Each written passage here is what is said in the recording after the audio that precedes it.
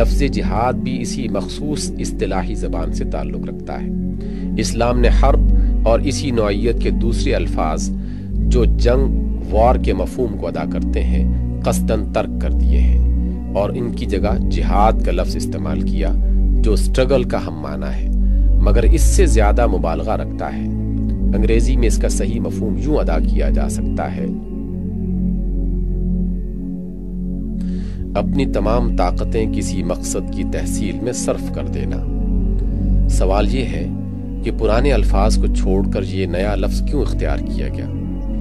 اس کا جواب بجز اس کے اور کچھ نہیں کہ جنگ کا لفظ قوموں اور سلطنتوں کی ان لڑائیوں کے لیے استعمال ہوتا تھا اور آج تک ہو رہا ہے جو اشخاص یا جماعتوں کی نفسانی اغراض کے لیے لڑی جاتی ہیں۔ ان لڑائیوں کے محرک محض ایسے شخصی یا اجتماعی مقاصد ہوتے ہیں جن کے اندر کسی نظریے اور کسی اصول کی حمایت کا شائبہ تک نہیں ہوتا۔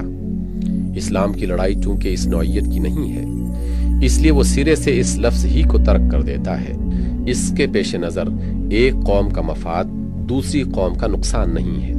وہ اس سے کوئی دلچسپی نہیں رکھتا کہ زمین پر ایک سلطنت کا قبضہ رہے یا دوسری سلطنت کا۔ اس کی دلچسپی جس سے ہے وہ انسانیت کی فلاح ہے۔ اس فلاح کے لیے وہ اپنا ایک خاص نظریہ اور ایک عملی مسلک رکھتا ہے۔ اس نظریے اور مسلک کے خلاف جہاں جس کی حکومت بھی ہے اسلام اسے مٹانا چاہتا ہے، قطع نظر اس سے کہ وہ کوئی قوم ہو اور کوئی ملک ہو۔ اس کا مدعا اور اپنے نظریے اور مسلک کی حکومت قائم کرنا ہے بلا لحاظ اس کے کہ کون اس کا جھنڈا لے کر اٹھتا ہے اور کس کی حکمرانی پر اس کی ضرب پڑتی ہے۔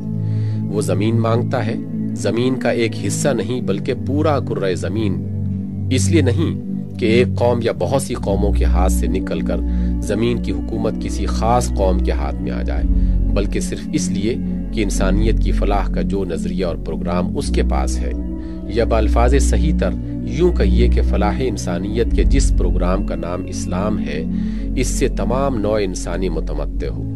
اس غرض کے لیے وہ ان تمام طاقتوں سے کام لینا چاہتا ہے جو انقلاب برپا کرنے کے لیے کارگر ہو سکتی ہیں، اور ان سب طاقتوں کے استعمال کا ایک جامع نام جہاد رکھتا ہے۔